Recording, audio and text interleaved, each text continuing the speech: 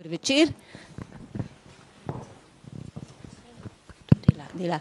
Zdaj bi pa na oder povabila igralko Heleno Beljan, igralca Sebastiana Cavazzo in pa Niko Visorovski.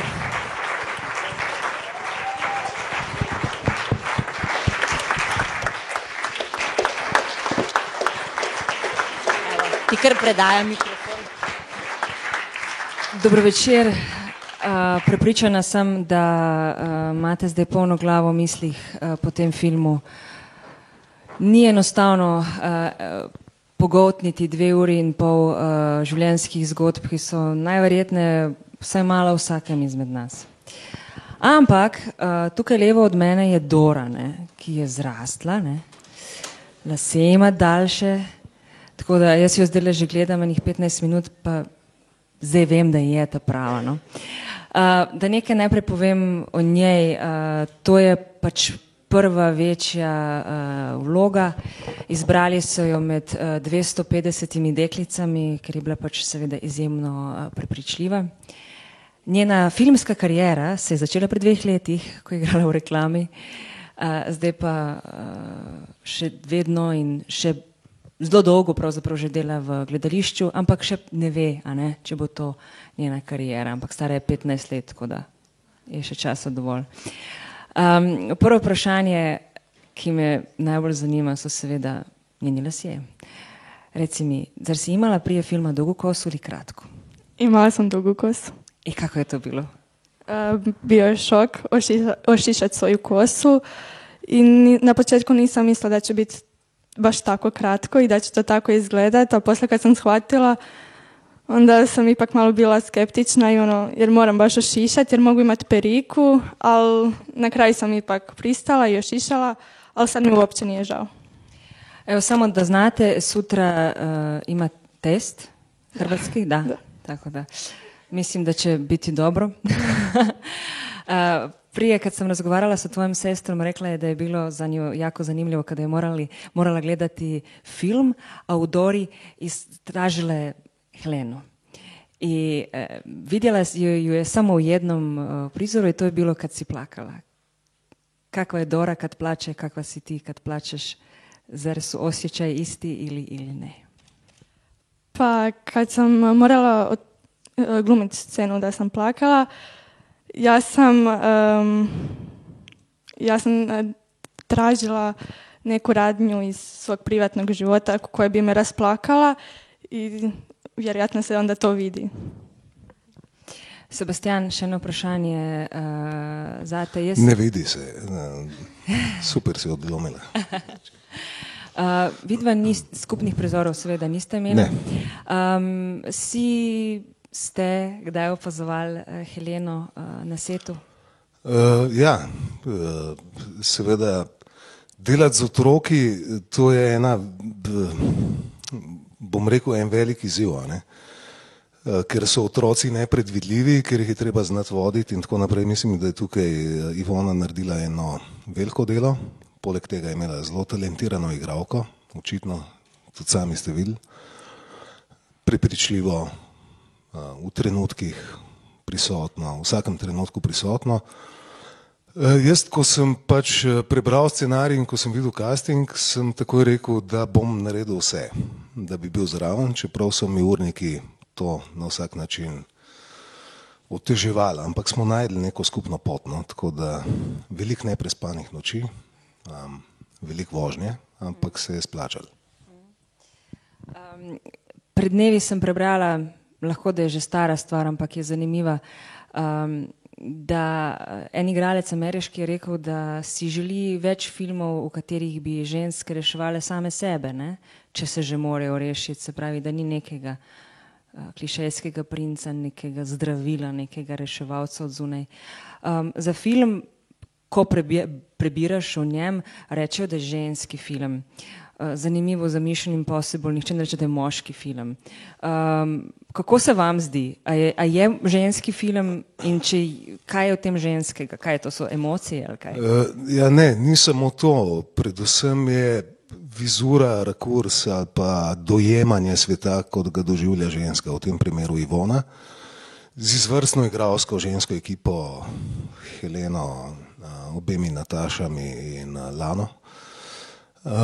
Moški smo tukaj bolj v nekem, bi rekel, v stranskih vlogah, imamo jasno svojo funkcijo, je pa izrazito ženski film tudi zato, ker ja, je ženska postavljena kot protagonist, kot princ na belem konju. In to se mi zdi odlično. Tudi v seriji, ki se vrti, mislim, da ob nedeljah, jaz sicer ne gledam televizije že 18 let, ampak mislim, da se vrti ob nedeljah na HRT1 in ima drugo dramaturgijo, jasno, drug lok, ki ga tudi zahteva kot miniserija, ampak je odlična. No, mislim, to je res dobro delo, brez neke samohvale. Jaz imam tukaj manjšo vlogo, ampak vsi ženski liki in pa vse to, kar Ivona prinese, nekih metafizičnih momentov, ki ste jih lahko videli s Kamenjem, z Vojo Brajovičem, ki pleše, z vsem tem, mislim, lep film, no. Kar je meni osebno in najbrž tudi vam fascinantno v filmu, je izjemna kakovost likov. Res se zdi, da ti liki živijo ves čas že v tem svojem življenju. Ampak kar mi je bilo zanimivo, ko sem, spet bo stereotip, jaz se upravičujem, ampak to je bila moja misel, ko sem gledala film, ne. Vi sedite na posteli, žena vam pove, da otrok ni vaš, našli so vas s spuščenimi hlačami, ampak vi ste tisti, ki ženi rečete, da je kurva. Ja, seveda, ne. Izhajali smo iz tega balkanskega mačističnega momenta. Sicer otrok je moj, ampak ona me s tem osvobodi. Ne bom pojasnjeval, ne se vsak razlaga po svoje, kar je videl, ampak ja, lik je žal zadnja leta, glih zadnjič mi je en kolega rekel, filmski režiser, ne neham igrati te ljubavnike in tako naprej. Sem rekel, ja super, a imaš kakšen scenarij, a ne? No, zdaj zadnji 2 leti, hvala Bogu, lahko rečem, snemam tudi drugačne vloge, po večini ne v Sloveniji, ampak ja, mačističen moment, ja. Helena, bilo mi je super, kad si prije rekla, kako je bilo kad si saznala da ćeš glumiti sa Natašom Janjić. Reci mi, daj mi sad malo kaži kako je to bilo.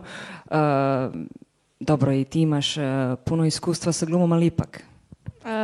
Ja sam bila sva oduševljena, to je bilo wow, Nataša Janjić, sva sam bila uzbuđena i nisam mogla vjerovati.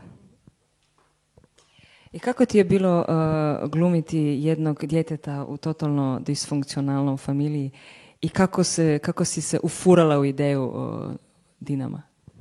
Bilo je jako teško jer je potpuno drugačije od mog stvarnog života. A puno sam radila i puno sam vježbala i tak sam se ufurala. A reci mi, šta je bilo...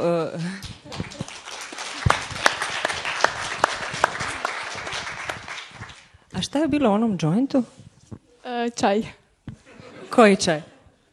Jagoda. Sebastian, kaj pripravljaš? Evo, zdaj pa že tikam, jaz se upravičujem. Kaj pripravljate? Ker ni... Bova kar na ti. Nisi več ljubavnik, zdaj imaš drugačne vloge. Kaj trenutno delaš? Trenutno se snema remake Vinetuja, igram Indijanca. Pretty heavy shit, yeah. Igram poglavarja Komančijev, govorim v lakota jeziku, ki je kar težek. Potem me čaka še en science fiction v Beogradu, medtem imam premiero 2 v Sloveniji, v teatru, tako da je kar dinamično. Helena, jer si ti kad u školi, sad si u gimnaziji, je li? Da. Jer si kad ti je, ne znam, učiteljica rekla to nije dobro, to je samo 3 ili nešto tako rekla, nema izdaje, nema predaje? Nisam. Da si to ikad upotrijebila i u svom privatnom životu? Nisam. I kad si bila, prije smo razgovarali, kad si bila Dora, nisi bila Dora samo na filmu, bila si Dora i ne znam, nekoliko sati je poslije toga kad si se vratila kući. Kako su te roditelji primili i dvije tvoje sestre? Došla si kući, kratka kosa, krv na licu, kako je to bilo? Pa ništa, privikli su se. Nakon nekog vremena, kad svaki dan tak dolazim doma, već mi to bilo normalno. Za tebe je sve normalno, super. Imam još jedno pitanje. Prvi put kad si vidjela film, došli su glumci, dali ruku, rekli si bravo, bila si krasna, super. Kako si se osjećala? Pa ja se točno ne sjećam kako je to bilo jer sam previše bila uzbuđena. Kad su meni toliko glumca poslije premijere dolazili i govorili kako sam odlična, kako sam predobra, ja sam se sva tresla i samo sam im mogla reći hvala i samo sam ih gledala i to je to. Sebastian, Miljenko Jergović u Jutarnjem listu ma super napisal o režiserki, ne? In v glavnem omenil eno zanimivo besedno zvezo, netipična subtilnost v prenašanju trpljenja. To se nanaša na film. Kako si se ti pripravljal na vlogo? Si se pripravljal ali si imel že toliko preizkušenj filmskih ljubavnikov, da je to bilo piece of cake? Ja, film je predvsem zelo eksekutivna umetnost. Ne? Action, cut, print ali pa še enkrat. Tako da, ja, sem se pripravljal med vsem tem, kar sem imel v teatru in ostalih stvari. Žal je pri nas tako, da se ne moreš povsem posvetiti samo eni stvari naenkrat. Se pravi, delamo več stvari hkrati in skušamo ta fokus nekako vzdrževati, takrat, kaj je treba. Ne. Subtilna, kaj? Moment. Netipična subtilnost v prenašanju trpljenja. Ja, ona ne gre v patos, ne. Lahko bi šla, ampak ne gre. In, ja. Mislim, da je to mislil. Točno to. Redateljica Ivona Juka rekla je: kćeri u ovoj priči nisu tatine princeze, već snažne osobnosti s puno mana, ograničenja, strahova, poraza ili istovremeno odvažne da se nose sa svojim greškama i vlastitim transformacijama.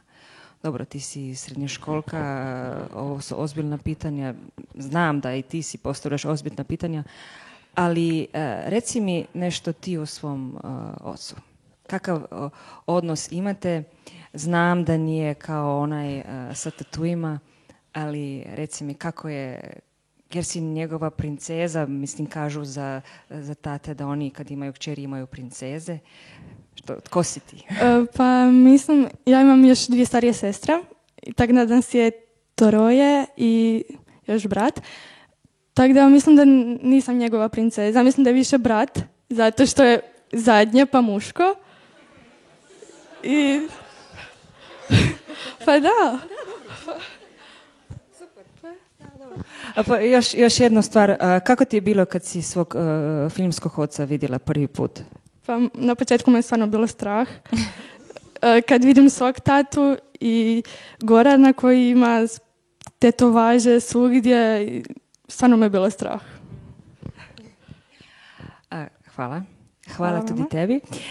Jaz mislim, da je zdaj čas, da vprašate, kaj še tudi vi. Bi lepo prosila, no?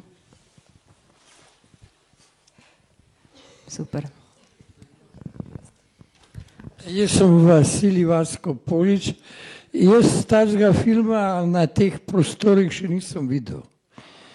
Je kriminalka, je družinska tragedija, saga, demenca, vse skupaj, preplet raznih zgodb, ki se končajo z življenjem, ampak obenem mati je tista, ki svoj bodočem otroku sporoča, kaj naj naredi v življenju, ki ve, da bo umrla. Ne? To so fascinantne stvari.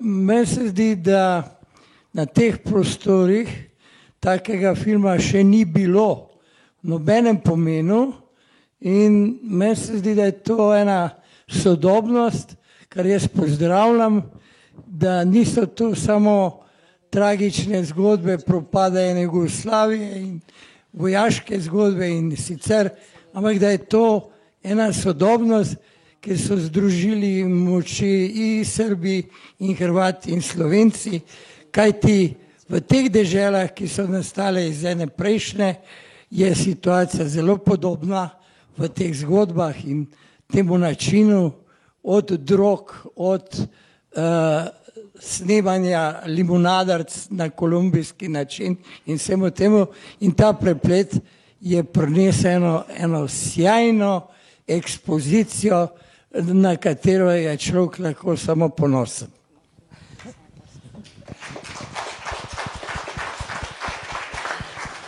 Zdaj pa še vprašanje.